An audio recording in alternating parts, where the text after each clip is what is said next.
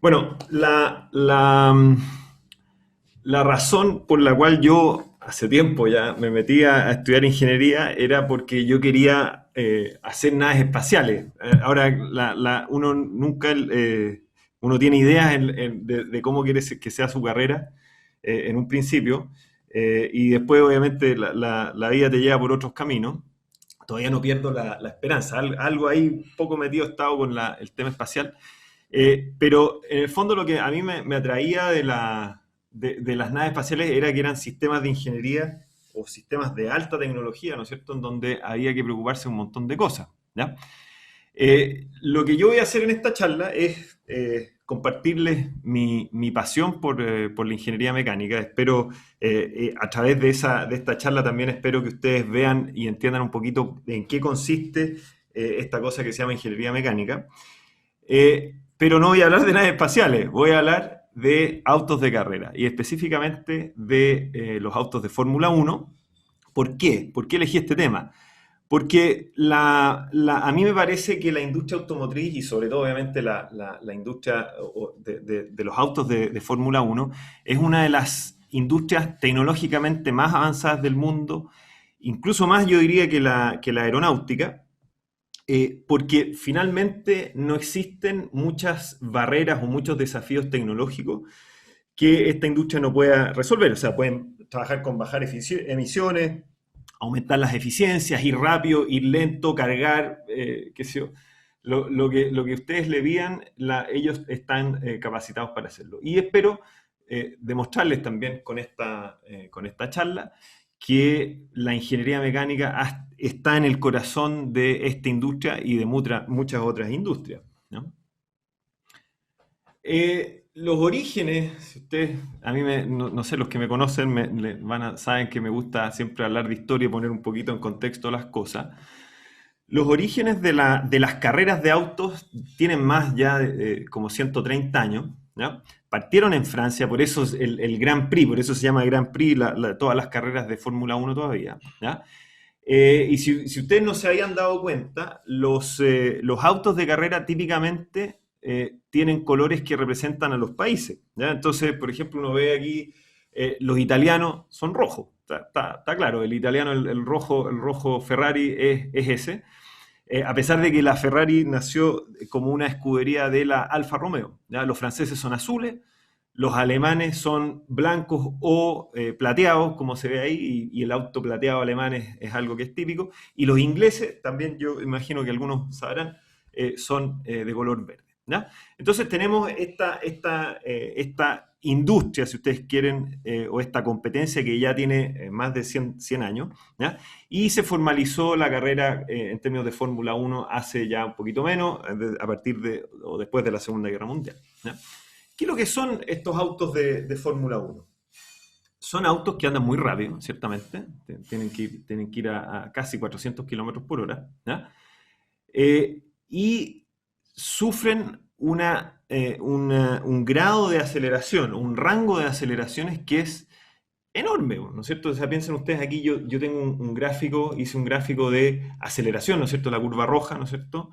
Y velocidad. Entonces, el auto de Fórmula Uno llega hasta los 300 kilómetros por hora en 8 segundos, ¿ya? Y eso implica que tú tienes una aceleración de casi 1,5 veces la aceleración de gravedad en ese tiempo, estás sufriendo eso.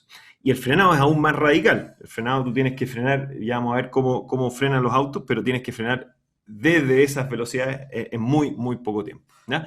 Las curvas también, entonces el auto, este es un auto, es una máquina, ¿no es cierto?, que tiene un desempeño altísimo, un desempeño que no todas las máquinas son capaces de desarrollar. ¿Cómo lograr esta cuestión? ¿Cómo se logra eso? Piensen ustedes que estamos hablando de un auto que es extremadamente liviano, más o menos 700 a 1000 kilos de peso, motores pequeñitos, en general antes eran de 1,8 litros, pero ahora son de 1,6 litros, son con turbo, ¿no es cierto? Pero que desarrollan potencias de más o menos 1000 HP y a unas velocidades del motor de 15.000 RPM. O sea, esas cosas yo creo que ni siquiera los aviones la logran, ¿ya? ¿Qué ¿qué más necesitan? ¿O cómo logran ir rápido? ¿Cómo logran doblar las curvas rápidamente? Tú necesitas tener un diseño aerodinámico muy avanzado y tienes que trabajar en forma muy detallada para lograr ese diseño aerodinámico. Los neumáticos, ¿para qué decir? O sea, tienes que hacer también un diseño o una planificación de cómo vas a usar los neumáticos, el uso de materiales. La Fórmula 1 finalmente es como un laboratorio, ¿no es cierto?, en donde se van probando nuevas cosas y espero también demostrarles eso, ¿ya? Y últimamente, los últimos 20 años yo diría, más fuertemente, mucha electrónica, mucha computación, mucha ciencia de datos, ¿eh? Y ahí vamos a hablar un poquito de eso. Es decir, ¿cómo se logra esta cuestión? Con mucha ingeniería, con mucha ingeniería muy detallada, muy avanzada, con métodos computacionales, con equipos multidisciplinarios, pero yo me atrevo a decir que el centro de todo esto es la ingeniería mecánica. Entonces, lo que vamos a hacer en esta charla es que vamos a revisar algunos aspectos, algunos subsistemas de estos autos y vamos a ver cómo es que aplica la ingeniería mecánica y esto lo quiero relacionar con algunos de los ramos que nosotros cubrimos durante la carrera, ¿no? Lo primero que vamos a ver es el motor, ¿no? El motor, o como se llama ahora la unidad de potencia, es un sistema, fíjense, que está convirtiendo energía. El combustible tiene mucha energía almacenada, ¿ya? Y esa energía almacenada se tiene que, de alguna manera, convertir en trabajo mecánico. Y el lugar donde ocurre esa conversión de energía, desde energía química hacia trabajo mecánico, es el motor, ¿ya? Se habla del concepto de eficiencia térmica. Yo no sé si no sé si han tenido todavía termodinámica o no, pero la eficiencia térmica está relacionada con la capacidad o la cantidad de trabajo que tú eres capaz de extraer en este motor versus la cantidad de energía que estás inyectando finalmente, ¿ya? Estos son máquinas tan avanzadas que cuestan más o menos 8 millones de dólares, perdón, sobre todo por las tolerancias, ¿ya? O sea, cada pieza está fabricada a la milésima de milímetro, ¿se fijan? Entonces, cada pieza tiene que encajar perfectamente dentro de la otra pieza y eso hace que el costo sea muy alto, ¿ya? Pero me quiero quedar en la combustión y en el fondo, tú para lograr esta eficiencia térmica, esta alta eficiencia térmica, para lograr esta conversión muy eficiente de esta energía química hacia la energía mecánica, tú lo que necesitas es hacer modelación numérica, ¿ya? En el video que acabamos de ver es uno de los códigos más avanzados. Yo diría que entiendo que es usado como por el 70% de la industria automotriz a nivel mundial, ¿ya?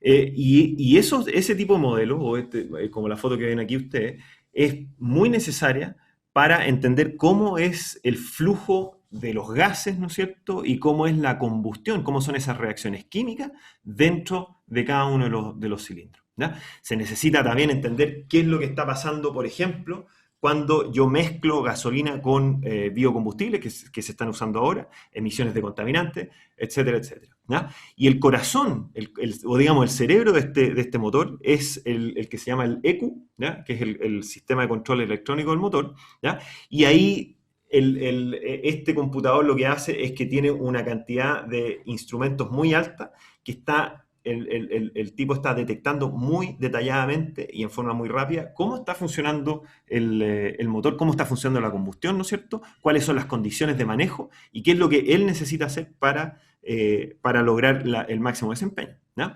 Entonces, aquí, si ustedes se fijan acá abajo, yo lo que estoy poniendo es algunos ejemplos de ramos, ¿no es cierto?, que aplican para este tipo de área, ¿no es cierto?, del motor, ¿ya? Y ustedes pueden ver que todo el área de lo que nosotros llamamos los termofluidos es lo que se aplica fuertemente acá, ¿ya? Aquí, de nuevo, los ingenieros mecánicos trabajan fuertemente con químicos, ¿no es cierto?, sobre todo con químicos y con gente que hace métodos numéricos para desarrollar estos modelos, para desarrollar los mecanismos de cinética química, para hacer experimentos, para entender cómo están funcionando estas cosas, ¿ya?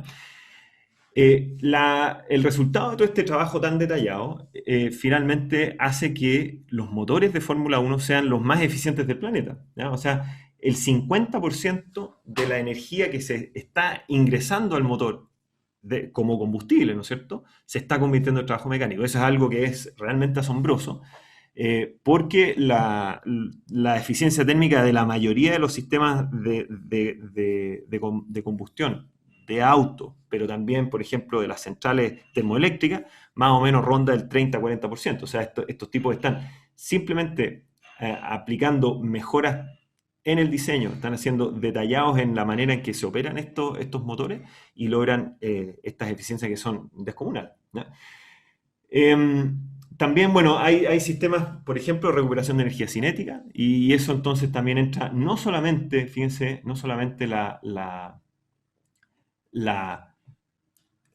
el área de termofluidos, sino que también todo el tema del diseño mecánico. ¿Se fijan? Entonces aquí tenemos temas de metalurgia física o cómo operan o cómo se comportan los materiales, ¿no es cierto? Diseño mecánico computacional y diseño de máquinas para hacer un muy buen diseño de todos estos mecanismos y la manufactura, ¿no es cierto? En proceso de manufactura, la manufactura, como yo les decía, que tienen que estar a las milésimas de milímetro, todo eso, eso ustedes lo aprenden en estos ramos, ¿no?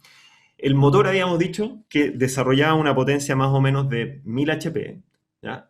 Y esa potencia, fíjense que ya se generó, se fijan que eran 1000 HP y ahora tenemos una eficiencia más o menos del 50%, es decir, que estamos más o menos con 500 HP que tienen que llegarle a las ruedas del motor, ¿ya? Y eso, la manera en que llega desde el motor hacia las ruedas es a través de este sistema de transmisión, ¿ya? Sobre todo a través de la caja de cambio y de los embragues, ¿ya? Yo no sé si ustedes saben que los motores o los autos de Fórmula 1 tienen, perdón, ahí tienen, no sé qué. Los autos de Fórmula 1 tienen una transmisión que es semiautomática, en el sentido que ustedes no necesitan meter el embrague, ¿no es cierto?, accionar el embrague para lograr el cambio de la marcha, ¿ya? Los cambios de la marcha se hacen rapidísimo, en menos de 0,1 segundo, o sea, 0,05 segundos, tú logras cambiar la marcha, y eso ciertamente que es clave para ganar la carrera, ¿ya? La elección de los materiales es clave, porque tú estás desarrollando potencias altísimas, ¿no es cierto?, a unas velocidades de giro que son altísimas también, ¿ya? Entonces, por ejemplo, en los embragues, el embrague lo que hace es que desacopla, ¿no es cierto?, un eje de otro eje, ¿no es cierto?, y lo que haces con eso se te genera mucha fricción, entonces tú necesitas materiales de alto desempeño y, por ejemplo, se usan discos hechos de cerámica o carbono, ¿no? Y obviamente todo esto nuevamente está controlado por el computador de a bordo, ¿no? Entonces, lo que ocurre con estos sistemas mecánicos es que van a estar sometidos a esfuerzos muy grandes y tú también necesitas hacer un diseño computacional, o sea, necesitas aplicar modelos computacionales súper detallados, ¿ya? Y obviamente entender, predecir, digámoslo así, cómo se van a comportar estas cosas para cumplir con los objetivos del diseño. ¿Mm? Este es un tema que a mí me encanta, que es la aerodinámica. ¿Ya? Y ustedes ahí ven a Schumacher en un túnel de viento, ¿ya? La aerodinámica yo creo que estamos todos claros en que es una de las cosas más importantes en el desempeño de estos autos. Lo que tiene la aerodinámica cumple con dos objetivos. Uno es hacer que el auto no salga volando, ¿ya? Porque va tan rápido y es tan liviano que puede literalmente salir volando, ¿ya? Entonces lo que necesitas tú hacer es pegar al auto hacia el suelo y a su vez también minimizar la fuerza de arrastre, que es en el fondo el roce entre el auto y el aire y que lo único que hace es frenar, ¿ya? La aerodinámica, los equipos invierten fuertemente en la aerodinámica, la modelación computacional, como ustedes ven aquí, es clave también, y también los túneles de viento como este que vimos recién a Schumacher, ¿ya? Algunos detalles sobre la aerodinámica y espero que con esto a ustedes les quede claro que el trabajo tiene que ser muy detallado y cada pequeño detalle puede hacer que tú ganes una ventaja sobre tu oponente, ¿no? Los alerones, si ustedes se fijan acá en esta foto, los autos antiguos que están acá arriba, ahí esos autos no tenían alerones. El uso de los alerones empezó más o menos a fines de los años 60, ¿ya? Acuérdense que atrás, arriba del conductor, hay una toma de aire que es grande. Eso también tiene que tener un diseño muy detallado porque tiene que ingresar aire comprimido, ojalá lo más comprimido posible, al motor y también se usa para refrigerar el motor, ¿ya? Y otra cosa interesante es lo que se llama el efecto suelo, que es en el fondo el aire que pasa por debajo o digamos entre el suelo y el auto se acelera mucho y hace que baje la presión por un principio que se llama el principio de Bernoulli o la ecuación de Bernoulli, y eso nosotros lo vemos en mecánica de fluidos, ¿no? Y todas esas cosas nosotros las cubrimos, obviamente, en cierto grado de detalle en los cursos que aparecen ahí, que sería mecánica de fluidos, métodos numéricos o ingeniería mecánica avanzada, ¿no? Otro tema importante es el uso de materiales y yo quiero destacar aquí que ese uso de materiales se ha hecho principalmente en términos de garantizar o mejorar la seguridad de los pilotos. Obviamente también se busca mejorar el desempeño de los autos, ¿ya? Un accidente emblemático es el choque de Ayrton Senna, que bueno, para muchos es el mejor piloto que ha habido en la historia, ¿ya? Él iba como a 300 kilómetros por hora, perdió el control, aparentemente se le rompió una pieza de la dirección, alcanzó a frenar, o sea, bajó su velocidad en unos 100 kilómetros por hora, pero igualmente chocó contra una pared a 230 kilómetros por hora. Lo que pasó finalmente es que se partieron unas piezas, ¿ya? Atravesaron la carrocería y le pegaron, a través del casco, le pegaron en la cabeza y en el fondo eso fue lo que hizo que muriera por fracturas y daños cerebrales y también tuvo un corte en una arteria, lamentablemente, ¿ya? Entonces, ¿cómo hacerlo? ¿Cómo hacerlo para tener autos livianos, para tener autos rápidos, pero también tener autos que sean seguros, ¿ya? Una de las grandes innovaciones ha sido la fibra de carbono. Esto partió, entiendo que por el equipo McLaren, ¿ya? En los años 80, ¿ya? Y ustedes ven ahí en el video, para fabricar estos chasis o estas carrocerías hechas de fibra de carbono se necesitan también piezas o hornos, que esto es un autoclave, ¿ya? Que en fondo tienen alta temperatura y alta presión, pero eso te entrega mucha rigidez, mucha resistencia, es decir, la fibra de carbono es mucho más resistente que el acero, ¿ya? Va a mejorar la seguridad ante las colisiones, pero también el tema es que no es isotrópico, es decir, dependiendo de cómo tú orientas las fibras, tú vas a tener más resistencia o menos resistencia. Por lo tanto, entonces, el trabajo, el entender cómo va a comportarse ese material, cómo va a comportarse esa pieza, es clave. Y aquí nuevamente están todas estas asignaturas del lado del diseño mecánico, ¿ya? Los cascos, esto también es algo muy, muy interesante. Ayrton Senna le falló el casco finalmente, ¿ya? Y el objetivo principal del casco es minimizar o disipar la energía durante una colisión, ¿no es cierto? Disipar esa energía que está llegándole se está transfiriendo hacia el cuerpo, específicamente hacia el cerebro, ¿no es cierto? Y entonces lo que uno tiene que hacer es tener una cáscara, ¿no es cierto?, que sea resistente para resistir a cualquier tipo de impacto, como ustedes ven en este video, ¿no es cierto? Pero también adentro tiene que haber un material que disipe esa energía, ¿ya?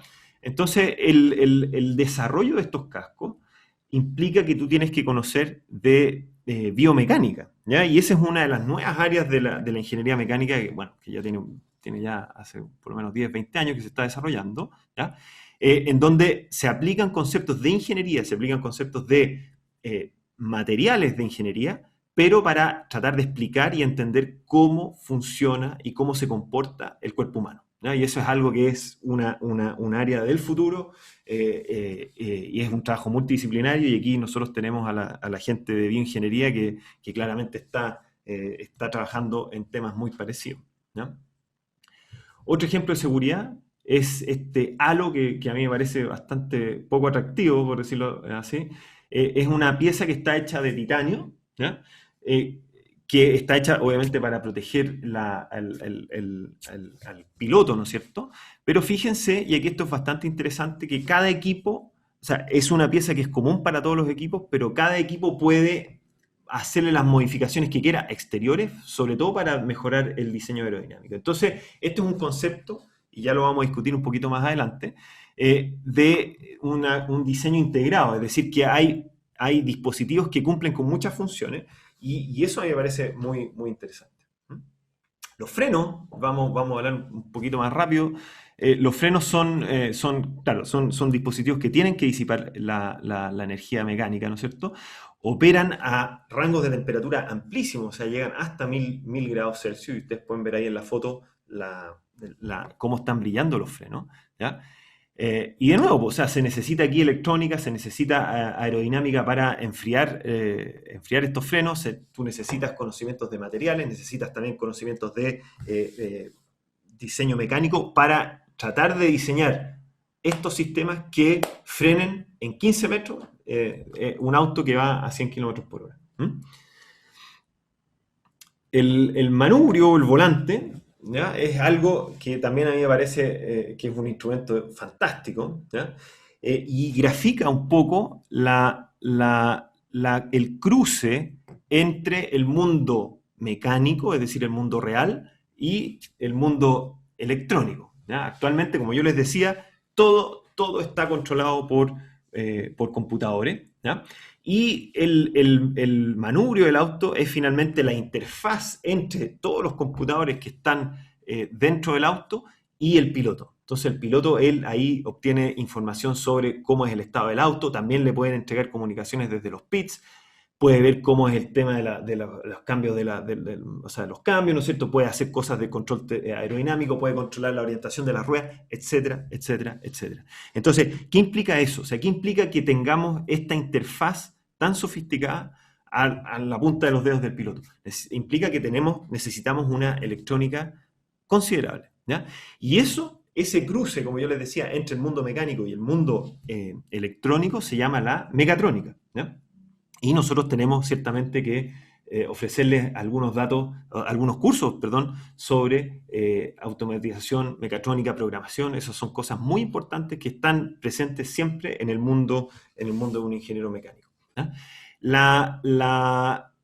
Este uso de la mecatrónica y la telemetría significa medir desde lejos, ¿ya? Esto partió a fines de los años 70, ¿ya? Donde hay un tipo que empezó a poner computadores dentro de los autos y empezar a analizar datos, ¿ya?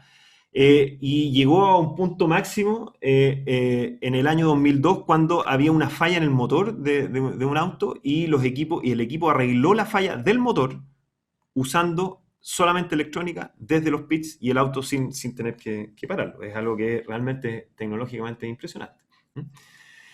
¿Qué implica eso? Implica que tú estás generando una cantidad de datos enorme, enorme, enorme. O sea, piensen que tenemos cientos de sensores que están almacenando datos, qué sé yo, 100 veces por segundo más o menos, ¿ya? Entonces eso implica que se está generando una cantidad de información importante, pero esa cantidad de información te dice cosas, ¿no es cierto? Y te dice cómo es el estado del auto, te dice cómo está conduciendo el piloto, y finalmente cómo ganar la próxima carrera, ¿ya? Entonces aquí hay un cruce muy interesante entre todos estos datos, toda esta cosa mecatrónica y la ciencia de datos. Entonces aquí también, bueno, eso es algo que es común para todas las carreras, pero toda esa área de ciencia de datos es clave en el diseño de estos equipos sofisticados, ¿ya? Y con esto estamos acercándonos al final de la charla y le quiero hacer un poquito un par de reflexiones sobre cómo es este diseño. Yo les había dicho que el diseño tiene que ser integrado y ese es un concepto que estamos tratando de meter en nuestra carrera de ingeniería mecánica, porque en el fondo cada parte de tu sistema o cada dispositivo debería siempre cumplir múltiples funciones. O sea, aquí no hay que verlo como que el electrónico trabaja separado del tipo del motor y trabaja separado del tipo de los frenos. No puede ser así, ¿ya? Tiene que ser todo integrado, ¿ya? Y eso obviamente hace que tú tengas diseños eficientes, ¿ya? El diseño eficiente, ojo, que también implica que tú tienes certidumbre en lo que tú estás calculando, ¿ya? Entonces, ciertamente, mientras más certidumbre, mientras más conozcamos de estas cosas, mejor vamos a diseñar y en forma más eficiente, ¿no? Quiero tocar un tema que a mí me parece que es clave, que es el rol de la ingeniería como un agente de bienestar de la sociedad, ¿ya? Piensen ustedes que a pesar de que estamos en un mundo que es quizás tan cerrado, tan apartado del mundo real, que serían las carreras de Fórmula 1, hay un montón de tecnologías que han beneficiado a la sociedad, a los autos, sobre todo normales, digámoslo así, que han venido y que han sido desarrollados en el mundo de las carreras de autos. ¿Ya? Obviamente seguridad, el uso de nuevos materiales, por ejemplo la electrónica. Aquí hay algo muy interesante, el espejo retrovisor lo inventó este señor.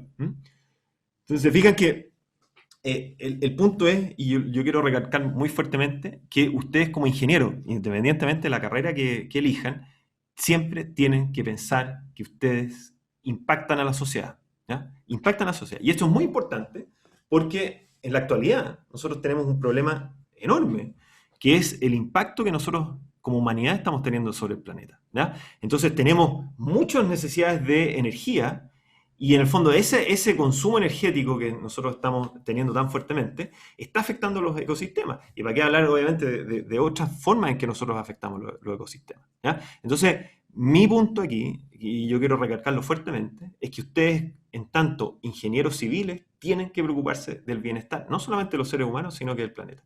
Y quiero destacar también que nosotros como facultad estamos impulsando estos conceptos de desarrollo sustentable a través de estas 17 metas de desarrollo sustentable que fueron impuestas por las Naciones Unidas. ¿Ya? Y por último, yo creo que también uno de los desafíos que yo creo que ustedes van a enfrentar más que yo es la comunicación. Es decir, en el fondo, pensar el mundo del futuro y darle sentido y comunicarlo. O sea, comunicárselo al resto de la gente. Eso es clave. ¿Ya? Y bueno, ¿para qué decir que la educación en artes liberales es una ventaja, pero enorme en ese aspecto? ¿Mm? Ahora quiero usar las últimas dos diapositivas para hablar de temas prácticos, ¿ya? ¿Qué es lo que implica estudiar ingeniería mecánica en la UAI, en la FIC? Yo creo que nosotros, espero que se den cuenta que nosotros le estamos ofreciendo una formación amplia. Estas son como las 5 grandes áreas de especialización que uno tiene al estudiar en ingeniería mecánica. Ciertamente hay cruces, ¿ya? Hay un montón de cruces, pero yo quiero destacar que la formación que ustedes van a recibir en la UAI, si es que eligen ingeniería mecánica, les va a permitir meterse en cualquiera de estas áreas. ¿Ya? Nosotros tenemos una fuerte énfasis en el trabajo práctico. La estructura de la facultad hace que tú puedas interactuar un montón con otras carreras. ¿Ya? Otra cosa que nosotros ofrecemos es cercanía con los profesores y el hecho de poder participar en investigación científica desde el pregrado. ¿Ya? En términos de trabajo, en Chile, bueno, al final lo que uno termina trabajando diseñando cosas, ¿no es cierto? Diseñando plantas industriales. Hay muy buenas empresas de ingeniería en Chile y en todas necesitan ingenieros mecánicos, ¿ya? Eh, a veces también uno termina trabajando en plantas industriales, ya sea en el área de mantenimiento, operaciones típicamente, ¿ya? Y finalmente, en términos de ventas y todas las empresas que representan productos y que importan productos, eso también es un área muy importante. Ahí tiene que haber un apoyo técnico muy fuerte. ¿No? Obviamente también está el área de la academia, pues, ¿eh? Que eso no la quise decir. ¿Ya? Eh, y también espero que les quede claro que la ingeniería mecánica es una de las especialidades más flexibles que hay a nivel de ingeniería, ¿ya? Y tenemos un fuerte cruce con todas las especialidades que ven ustedes ahí. Y lo interesante de esto es que te permite trabajar y te permite hacer contribuciones a la humanidad desde distintos campos y en el fondo cumplir todos los sueños. Pues. Incluso si alguno de ustedes quiere ir y llegar a la Fórmula 1, yo creo que la ingeniería mecánica es el camino. ¿Mm? Y con esto termino y le dejo ahí una foto ahí de Schumacher sacándole varios segundos de ventaja a los competidores y bueno, les agradezco su atención. Gracias, profesor. Muy entretenida su charla. Gracias. Tenemos unos minutitos antes de pasar a la siguiente charla para preguntas de los estudiantes. Si alguien tiene alguna pregunta, puede conectar su micrófono o hacer la pregunta con la mano. Nicomedes, adelante. Sí, hola, profe.